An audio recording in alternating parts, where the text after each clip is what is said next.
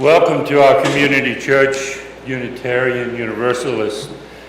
I'm your worship associate, Jim O'Neill, and it is truly a joy to be with you today, those of you here present, those of you with us virtually. For our visitors, let me introduce our community church. We are an open-minded, inclusive, and progressive religious community. We welcome all who are on a spiritual search for truth and meaning. Ours is a faith in action as we do the work of social justice and elevate compassion in our quest to live ethically, recognizing the inherent worth and dignity of every human being. Please look to your weekly email for announcements. We are delighted today to welcome back to our pulpit, this time not as a guest, but as our minister, Reverend Stacey Mitchell.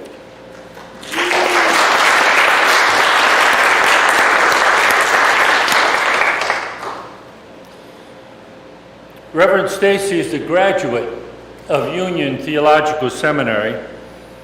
Stacey's career before engaging in Unitarian Universalism ministry has included working for the International Peace Organization, the Fellowship of Reconciliation, serving as a head of finance for a well-known Buddhist monastery in Canada, and working for the environmental group, the Sierra Club.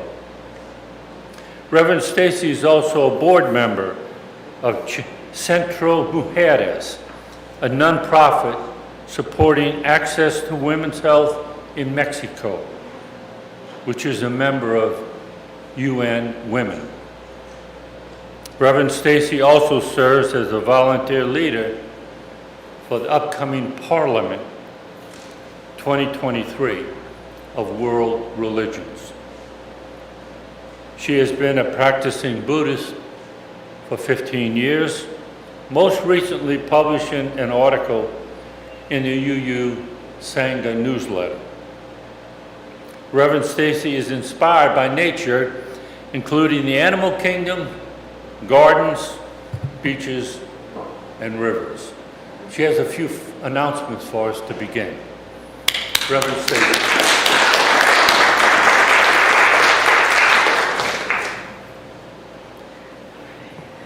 It's wonderful to see everyone. So a few announcements that I have put in the newsletter that I just want to highlight this morning.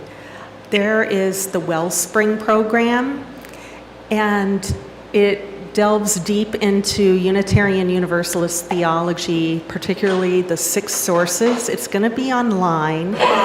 It's going to be in conjunction, if enough people are interested, with Baton Rouge. So the congregants from Baton Rouge and our own congregation can be doing this together Wednesday evening. And just please let me know, but it'll probably start in January, but just let me know if you have any interest in this. Also, I want to encourage everyone who's interested in the choir to let Nicholas know, or myself. We're really excited about the beginnings of a choir, and it's all ages. So for young people, they can do they'll lead with the choir, the first hymn Sunday mornings. Older teenagers, if you're interested in doing more than that, that can also happen. It's just a love of singing. You don't need to have a great voice. You can be a passionate car singer, shower singer. We just want the joy of singing. And I know Nicholas feels the same way. So please let us know. And I'm looking forward to participating in the choir too, with the hope that we can get things going. And it'll be Thursday night rehearsals. And so we also need to know pretty soon, we want to get this, Wednesday? Okay. And so Yeah, just let us know, Nicholas or myself, because we'd like the choir starting by October 1st, which means rehearsals start before then. And also, if you're interested in baking or meditation, I have something going Friday afternoon. I had a good turnout Friday, so I'm having a 2 o'clock and 4 o'clock gathering of people who love to bake or want to learn to bake, love to meditate, want to learn how to meditate, or the intersection of both. So please let me know, and I can sign you up for that. And so thank you just so much for being here together, all of us, this Sunday, and I look forward to getting to know all of you as the year progresses.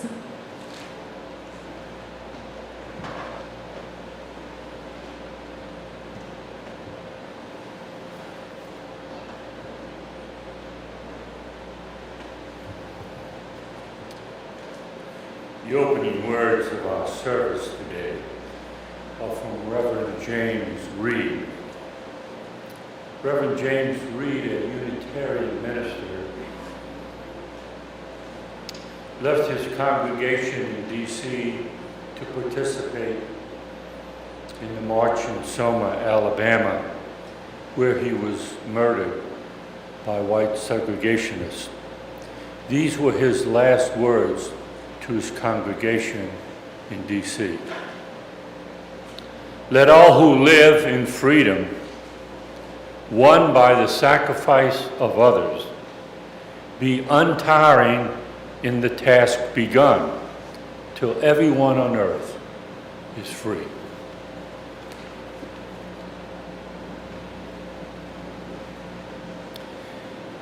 It is our custom at Community Church to light a chalice invoking hope and eternal truth to our worship. Please join us in singing We Light This Flame. It is in your order of service.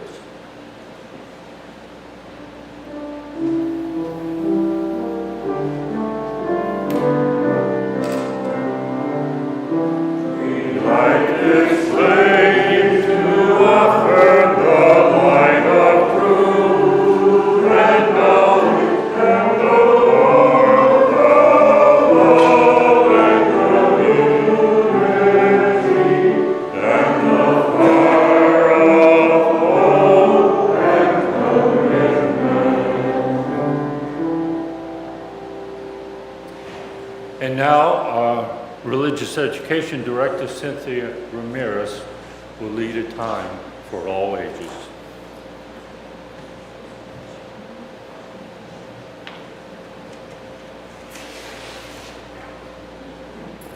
Good morning, everyone. Can y'all hear me? Oh, there we go.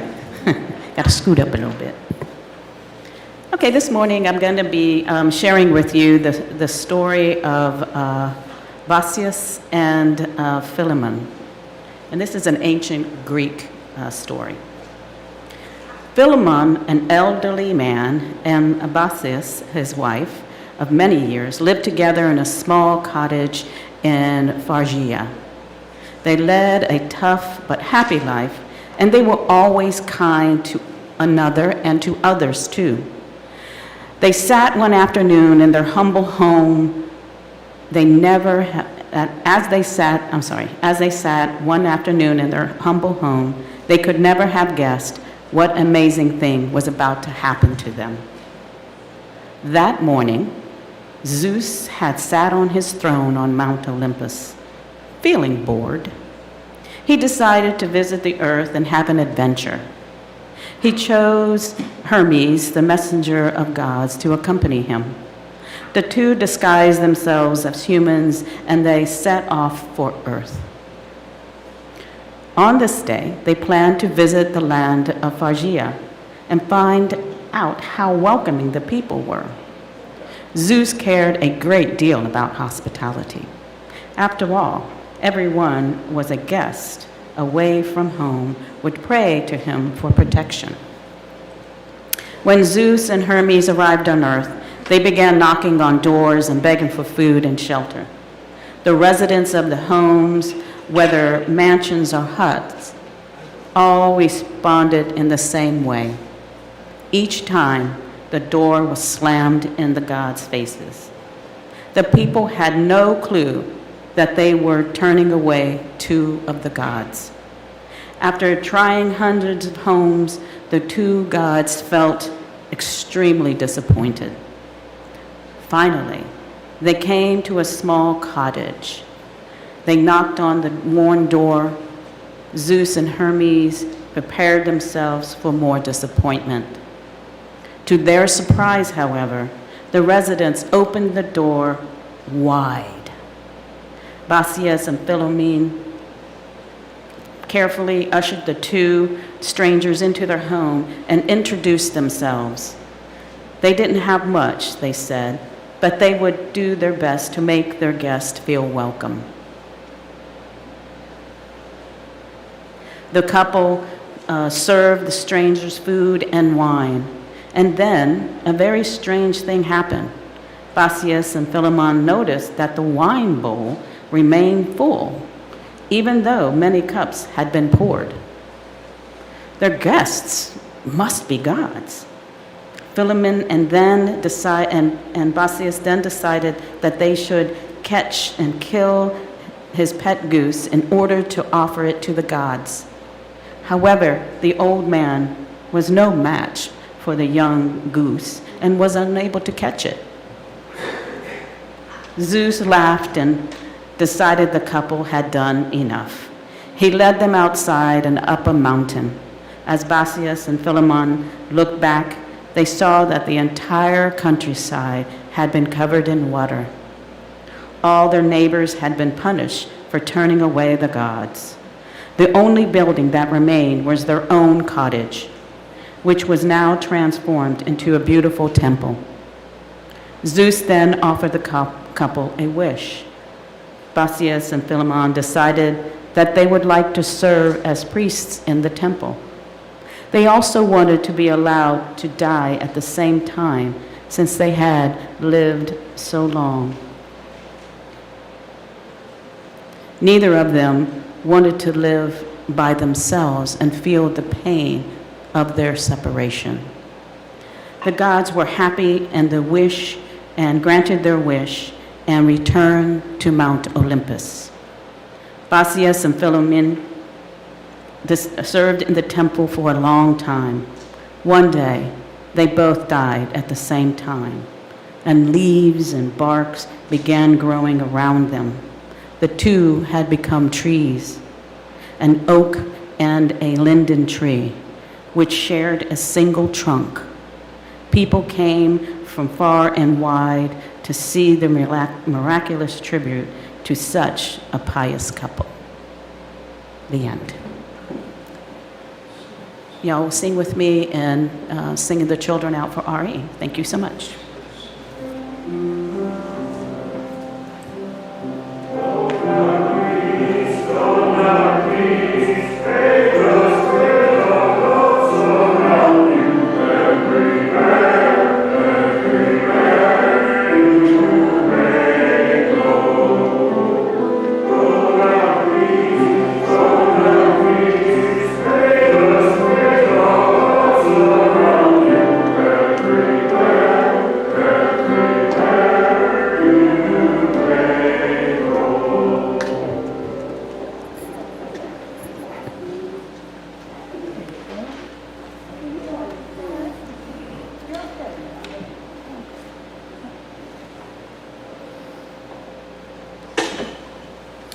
Our first reading is a poem by Joy Harjo. Joy Harjo is an internationally renowned performer and writer of the Muskogee Creek Nation. She served 3 terms as the 23rd Poet Laureate of the United States from 2019 to 2022. It is entitled Reconciliation, a Prayer. 1. We gather by the shore of all knowledge as peoples who were put here by a God who wanted relatives. This God was lonely for touch and imagined herself as a woman with children to suckle, to sing with, to continue the web of the terrifyingly beautiful cosmos of her womb.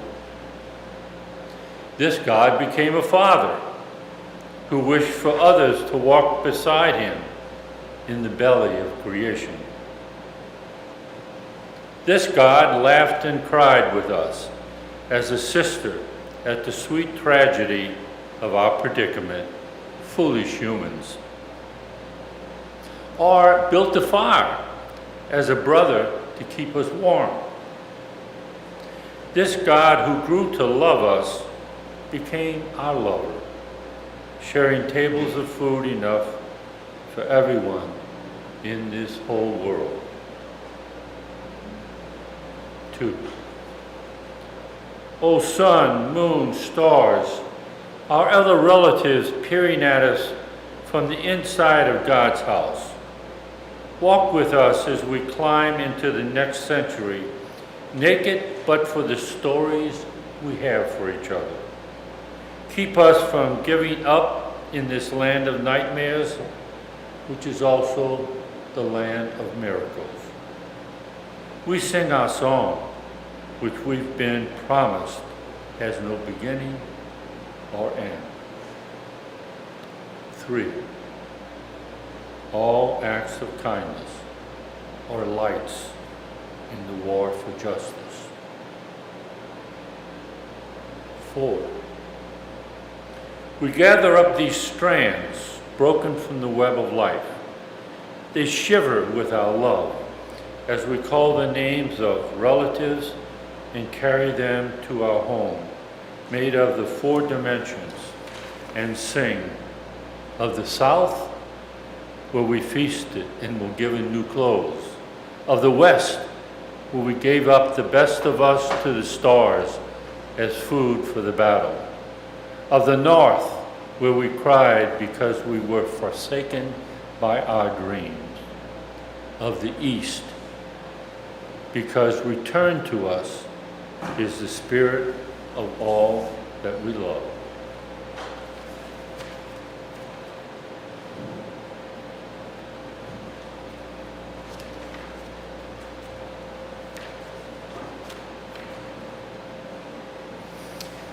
Now is our time of sacred joys and sorrows.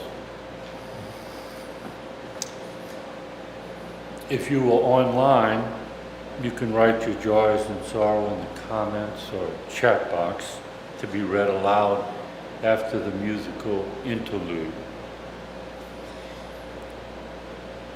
Here, if you wish, you may fill out a card with your joy or sorrow, or after the music, you may come to the microphone to share. Thank you. Please join me in singing in 102, Lead the Heirs of Many Ages, in 102. Yeah.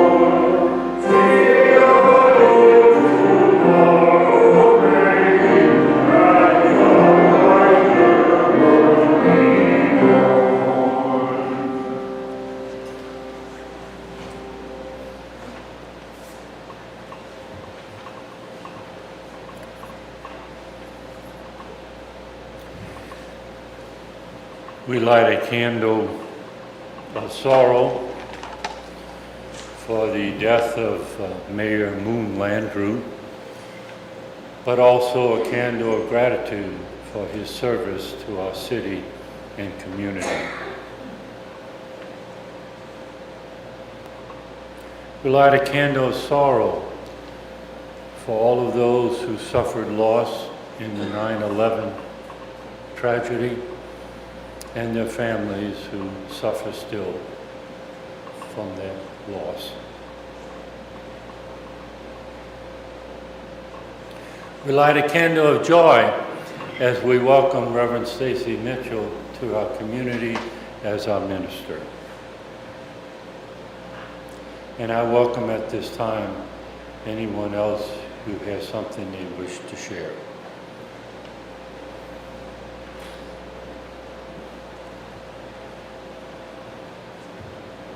I have something to, I'm confused and a little bit worried about something going on in my life. And if I can express it to you all, I don't know to whom I can express it, but the person, my moral approach to people is to love them and respect them and enjoy them. There's one person I could never find anything to love, enjoy, and respect them, the person. And it always made me feel, I guess, guilty that I couldn't do that, that the person never elicited in me anything positive.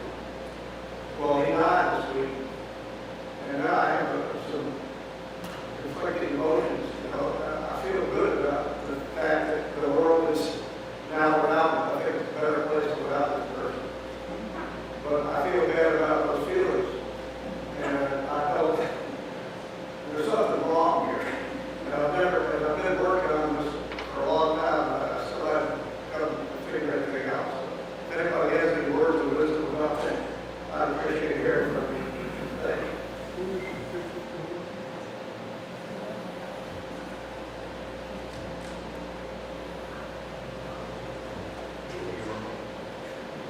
I have a joy. Last night I went to my first bat mitzvah. I missed the service in the morning because I had another commitment, but it was really fun to see. I have such admiration for the Hebrew, the Jewish children who can become fluent or speak so well in Hebrew by the age of 13.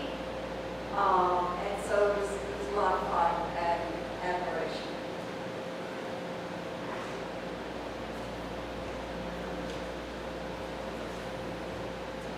I have a joy seeing so many people here. It's been a while since we've seen them in school.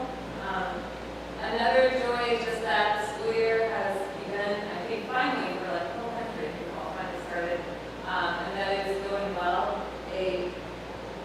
I would say a concern, I won't use the word sorrow. About a quarter of our students don't speak English. Some of them are so newly arrived that they've been in detention centers as recently as maybe 2 weeks before they get to us. Talking with friends around the country, this is something that's happening everywhere. We don't have Spanish-speaking mental health counselors or bilingual in any other language as well. It's something I think about, and I hope we can all just kind of make space in our hearts for the challenges of migration to this country and how not only is the immigration system affected in that and in the form, but other systems such as the education system also have to kind of catch up to rise to the challenge, I would say. So keep all those students moving across.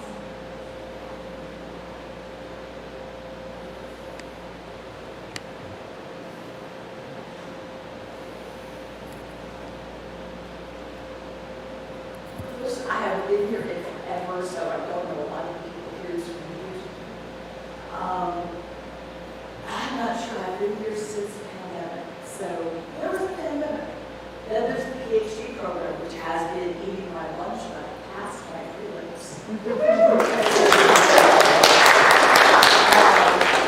Which is, it's really cool. And I thought I was only ever going to have one grandbaby. But that's not true.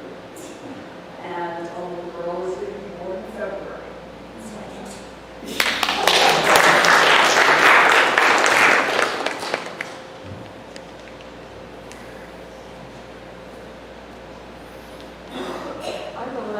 the center that I come from, I can project my voice.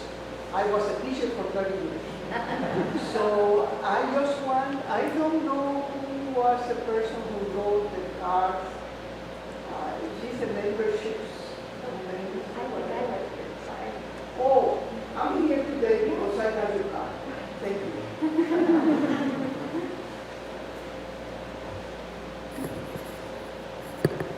Sally? I'm not very good at getting up, so I'll just speak a little louder. I don't think we should let it go without being mentioned that the Queen of England has passed away. And for those of us who are in our 70s and realize that she's been the only monarch in England for all that time, there's going to be a lot of changes. And only hope that they go the right direction. So that's one thing. And I also wanted to enjoy, we got Lizzie back to church today.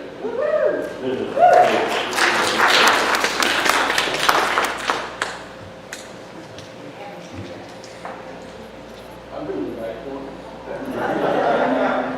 So if some of you couldn't hear, Sally was noting the change with the death of Queen Elizabeth, and also welcoming, celebrating that Lizzie Jenkins is with us today.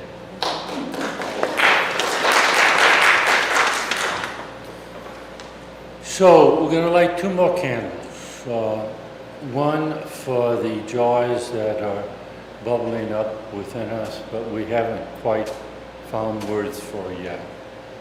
And also another candle for the sorrows that are deep within our hearts and souls, that we may find comfort knowing that this community cares and loves us and will help us through that.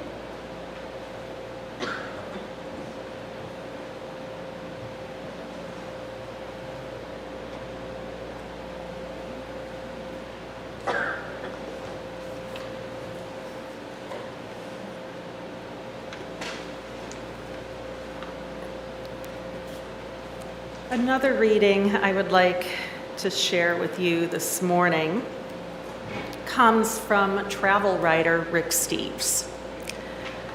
Some who have traveled to Europe have used his travel guides, and this book called Travel as Political Act comes after he traveled more extensively throughout the world, after he'd written many of his travel books to Europe. I was raised in Edmonds, and he comes from my hometown of Edmonds, Washington.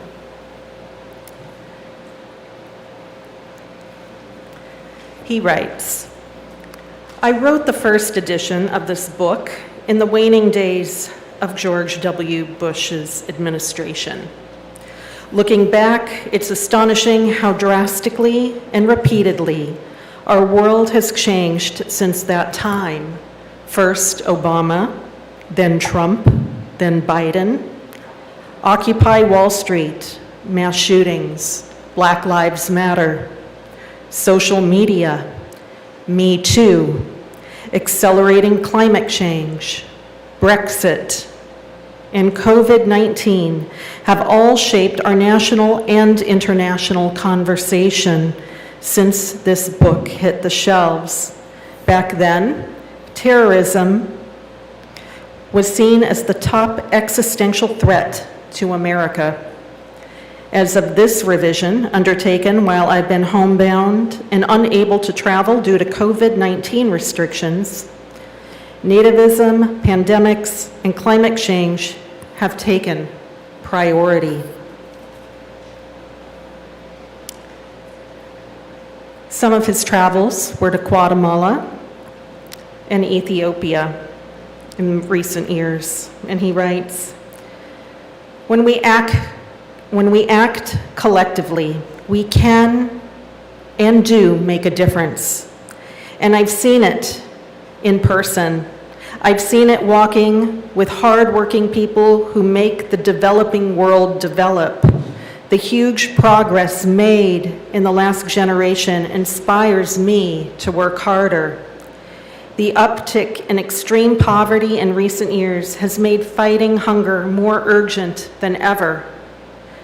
And the coronavirus pandemic has been a reminder of just how vulnerable the poorest people on our planet remain. Considering all the wealth in our world, 700 million people living in extreme poverty is just not right. We can end hunger in our lifetime. We can do it because we care.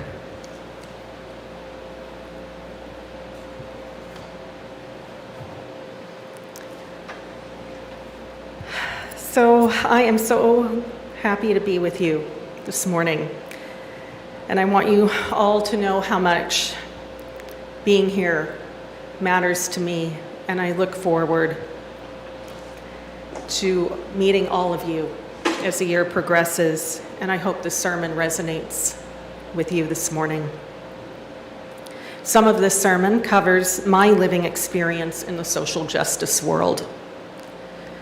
I know this congregation is engaged with social justice actions. On the second Sunday of each month, we have dedicated a portion of our monthly collection plate to something our social justice ministry has supported.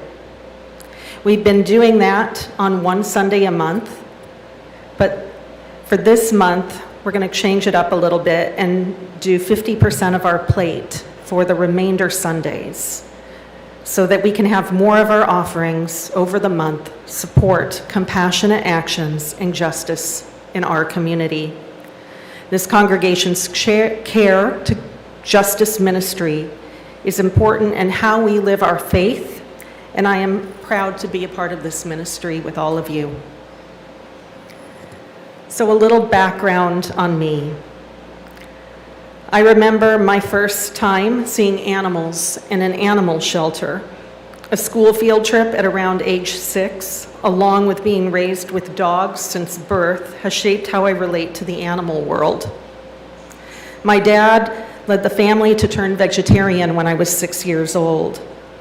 Well, technically pescatarian, which means vegetarian plus seafood. Now this is more familiar from the Northwest where I'm from, where in Seattle, those who aspire to be vegetarian seem to have a hard time giving up the diet of Alaskan wild salmon, Alaska crab, local oysters, and trout.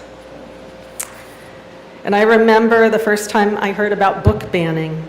My mom was an advocate for free speech in my elementary years during her service for the PTA, fighting other parents who thought book banning protected their children from their own fears. I remember seeing my first homeless person living a sheltered life. This did not occur until I moved out on my own into the city at age 18. I remember seeing my first clear-cut forest while traveling on a camping trip with my family in my youth. I didn't see my first shanty town until about age 30, traveling on the back roads of Mexico. I have yet to experience firsthand the devastation of a refugee camp, like most of you just seeing it in the news. My mother had several lesbian, gay, and transgender friends her whole adult life, and therefore these people were part of my life since birth. In my young elementary years, I was told that LGBT people did not have equal rights, and it was something that deeply saddened me from the first time I heard this.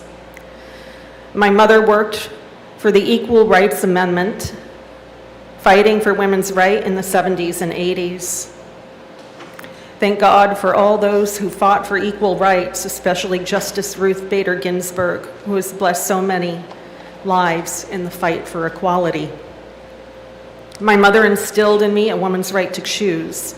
I was raised to never take equality and justice for granted, and to see those who are continually marginalized in society as being worthy of equality. So it's probably not too surprising that I found Unitarian Universalism as a faith I resonated with once I went to my first Unitarian Universalist congregation at age 20.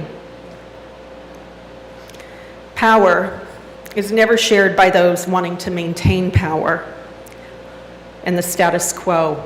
It must be fought for, as history has shown, always engaging in dismantling power structures of the status quo. The work continues as long as power is not shared in actions of equality and justice. In other words, the work is never done. We all have different experiences in life, whether good or bad, that shape our unique lives and often determine what we prioritize in life. First-hand experiences, whether individually or collectively, by witnessing certain actions, forever change our lives. Ecocide, sexism, rape, racism, poverty, being marginalized due to being challenged in physical ability, homophobia, marginalized by our existence in this life or by someone we care about. What do we wish to put our concerns and efforts towards? Immigration reform, a woman's right to choose, animal rights, protecting Earth, voting rights, LGBTQ rights, addressing gun violence. What and who in life has been marginalized and harmed that intersects with our own experience and awareness? Our general ethics shape and guide us to what we engage in. In these moments of devastation, we see we are connected to a wider whole. Whether that wider existence supports or ignores harms done, or engages in care and compassion to change it. There is a lot of pain, hurt, and injustice in the world right now. The earth is hurting, and we are interconnected to all that happens. If we were someone who may have been unaware of the degree of this situation before, droughts, change of jet streams, wildfires, loss of biodiversity, hurricanes, flooding, landslides, they have made us all fully aware at this point, individually and collectively. As the earth suffers, we suffer. Here in Louisiana, we know that this area of the Mississippi River is the most polluted river in the United States, with those living adjacent to it having some of the highest cancer rates in the United States, with mostly people of color living along this portion of the river. Here in New Orleans, the murder rate is at one of its highest in history and currently the highest in the nation, as this is a signal of the loss of integrated social systems and loss of healthy communities compared to other times. Some people are raised in intergenerational trauma, generation after generation, and a lack of community may exist in civil society structures within our own country, where hopefully individuals and organizations can pick up the pieces of what has been broken. Or as we heard in the Joy Harjo poem, all acts of kindness are lights in the war for justice. We gather up these strands broken from the web of life. They shiver with our love. When infrastructures don't exist or are broken for the most marginalized in society, where do they go? Ideally, community investment or tax dollars goes to support some of these things: shelter, food, education, healthcare, and open spaces with clean air and water to thrive in the abundance that nature offers us. Sometimes stopgap actions need to take place. Sometimes those stopgap measures can be a year or so, and sometimes they can be decades and much more. Theodore Parker, a prominent Unitarian Universalist minister and abolitionist of the 19th century who died in 1860, stated, "I do not pretend to understand the moral universe. The arc is a long one. My eye reaches but little ways. I cannot calculate the curve by experience of sight. I can divine it by conscience. And from what I see, I am sure it bends towards justice." 100 years later, Reverend Dr. Martin Luther King Jr., who was very familiar with Unitarianism and Reverend Theodore Parker, stated, "Let us realize the arc of the moral universe is long, but it bends towards justice." A quote that has stood the test of time of our moral imperative to keep fighting for justice even when we don't see the immediate fruition. I often fear that 2015 was the peak, but the realist in me says regardless of the dread seen and felt, we keep fighting for justice, and it is more needed now than ever, as is always the case. When have we ever seen a fair, equitable, and just society? Surely not the Jews who fled persecutions during the Exodus. Surely not those who suffered during the Dark Ages and the Black Plague, where up to 50% died in Europe. Not during the years of when at least 100 faith leaders were persecuted and burned for heresy by the Catholic Church, and when Unitarian Michael Servetus was burned at the stake for this heresy, not from the Catholic Church, but betrayed by his siblings of the new Protestant movement. Surely not when Native Americans began to be slaughtered on their land for the justification of whites trying to find a more safe and prosperous area for themselves. Not when Africans sold to the slave trade in America, and surely not the people in fear of drug cartels south of the US border, with the drug policy here in the United States that helps perpetuate the prosperity of these drug cartels and their violence. Suffering is everywhere in the world and always has been. We can see the war in Syria, the ongoing civil unrest in South Sudan, the Ukrainian war. War and oppression are everywhere. Here in the United States, we can be unaware or choose to look the other way of not just the oppression outside our country borders, but the privilege we have within our own borders. When a community no longer supports systems that stabilize healthy communities, and those systems start to crumble due to changing values and actions of a community, new communities must form, or already existing communities who support values of love and compassion must speak louder and act more boldly.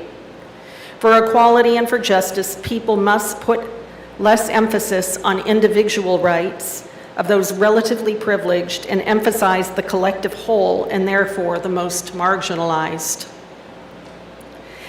Being raised in whatever culture we were born in or choose to affiliate with, we are defined not just by our own values, but the values of those we choose to associate with. Extreme examples can be seen in the January 6th insurrection, or the values that we carry, which the Me Too movement helped support, a woman's right and voice. In our values and principles, Unitarian Universalists are always on the side of compassion, of equality, of justice for the marginalized, of interconnectedness, of the idea of building beloved community within our congregations and extending that outwards. Our faith is not political, but it certainly doesn't share the values of the 45th president, that of fear, of divisiveness, of propping up patriarchal control, of Christian nationalism, against a woman's right to choose over her body, of misogyny, a contributor of ecocide, of ignoring the most marginalized, of ignoring the needs of the poor, and I could go on. But in this congregation, as we know, love is love, Black Lives Matter, climate change is real, no human being is illegal, all genders are whole, holy, and good, and women have agency over their bodies. Our faith defines us not just by words, but by actions as a whole. When systems experience having a break in connective tissue to a wider whole, Unitarian Universalists must come together to keep the web of integration in terms of justice, equality, and compassion for all living beings and creatures. It is in our DNA of our faith anti-authoritarian, anti-war, anti-ecocide, anti-homophobia, pro-inclusion of the marginalized, pro-LGBTQ rights, pro-sanctity of earth, pro-a woman's right to choose, pro-connected tissue. When the brains of our collective body are fragile, we seek the connection of love, the connection of justice, the connection of equality for all. We gather up our strands, these strands broken from the web of life, and they shiver with our love. Our faith intersects with economics and politics, not because this is a primary concern, but because when these systems fail us in bringing about compassionate civil society, we seek to support a life where the marginalized are not just taken care of, but lifted up through policy in a more full equality of existence, of life. Our faith demands that we love, that we engage in the spiritual quest of wholeness, to prioritize what is sacred, to see the interconnectedness of life, and to love. The relative existence that we live is our independent lives, our individual experiences. The ultimate is what is universal, whole, not based on differences, whether we call that the absolute, God, the divine, or love. History of justice in Unitarian Universalism has addressed within its faith by many prophetic voices that have included issues such as lack of freedom, poverty, homelessness, loss of diversity, consumerism, animal neglect, among other important issues. We can include the voice of Michael Servetus, who in 1531 published the heretical On the Errors of the Trinity, for which he was burned at the stake by his Protestant siblings. Of Jonathan Mayhew, who in 1748 argued that all people should use reason to discern religious truth and urged congregants to use private judgment and spiritual searches against any one creedal or authoritarian view on these matters. Of Channing, who in 1828 stated that God was not a separate entity, but an all-communicating being. Of Lydia Maria Child, who in 1833 engaged in the anti-slavery movement while advocating for Native American land rights. Of Unitarian minister Ralph Waldo Emerson, who in 1838 offered his own heretical talk within Unitarianism at the time, stating that divine revelation can be found in ethical living. Of Elizabeth Peabody, who was founder of the first English-speaking kindergarten in the United States and an advocate for access to education. Of John Haynes Holmes, who was boldly anti-war at the eve of World War I and a pacifist, which wasn't just unpopular view in the nation at the time, but also within Unitarian Universalism at that time. Of A. Powell Davies, who in 1946 advocated against fascism and the mindset that brought Americans to support World War I, and the need for social justice within acts of faith. Of a 1970 resolution affirming equal rights to LGBT people and the first denomination to officially support civil marriages of gays and lesbians in 1984.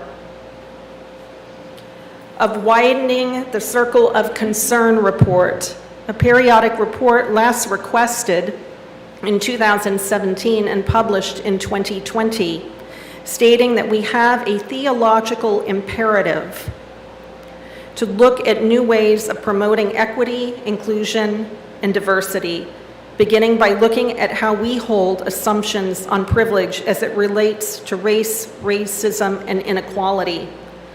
Until we gain new insight into our own prejudices, it is difficult to be objective on others' prejudices and judgments.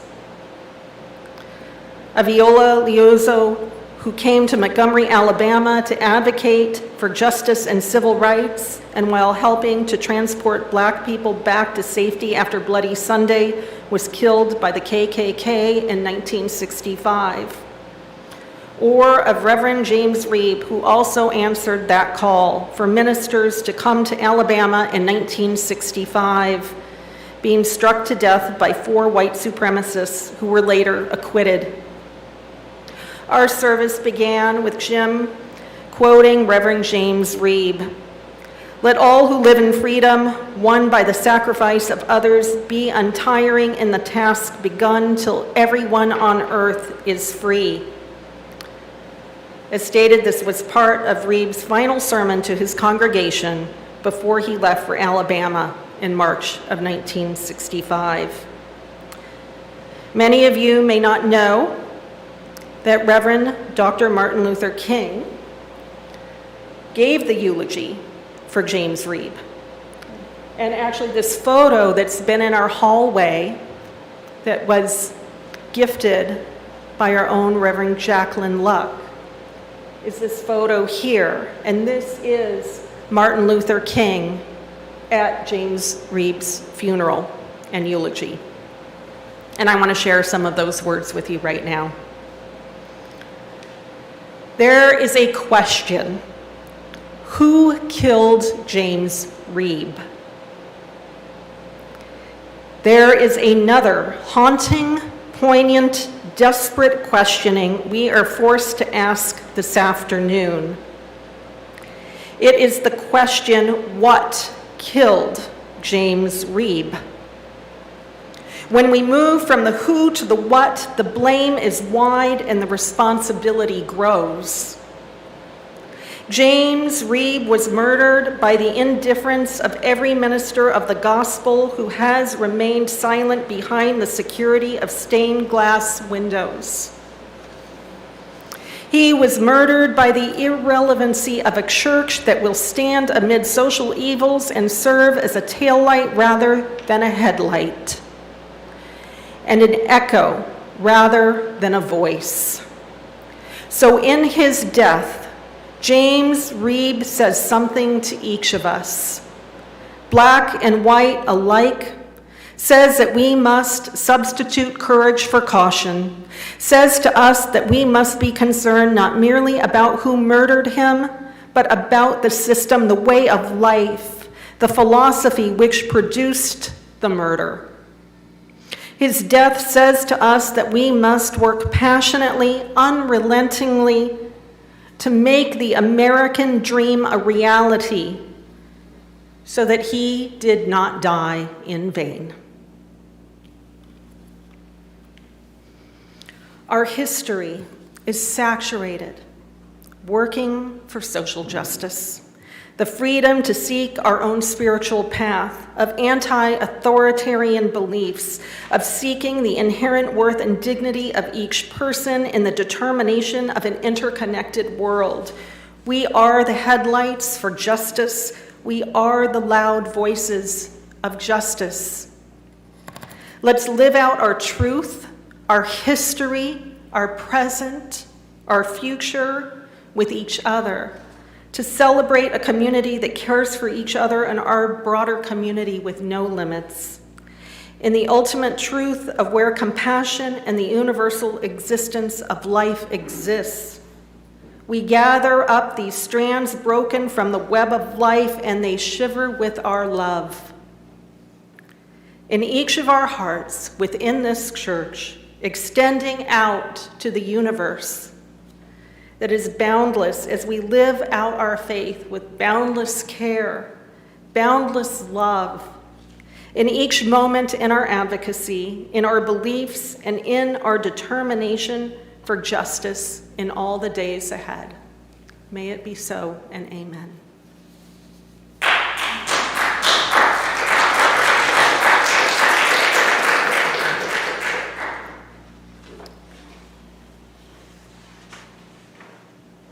At this time, I invite you to provide our weekly offering, our offertory here. This can be a time when you write a check towards your pledge, but it is also a time to give additional gifts to the church. A portion of our plate is donated to a cause that our social justice ministry supports. For the next Sundays of this month, a portion will be going to an immigrant family who this church has supported for over a couple years, a mother who escaped Guatemala with her children. Like any immigrant who has no support but by the generosity of humanity, we are here to support her on this challenging journey of building a foundation of a new life in a foreign country. This can take years. Utility bills, rent, school clothes, food. It can sometimes be unattainable to do it all, but this congregation is helping. Please help Rosa and this church do its social justice ministry by donating today.